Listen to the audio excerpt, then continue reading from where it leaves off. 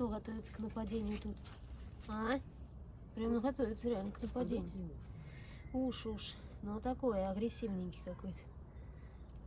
Давай куртку. Да блин, а курт не сожрет. Какой-то длинный, я давно их не видел. Что он у тебя на участке делает? Травы тоже. Я поэтому тебе надо к траве не ходила. Как ты его увидела? Я же мимо него прошла. Ты прям чуть на голову не наступила.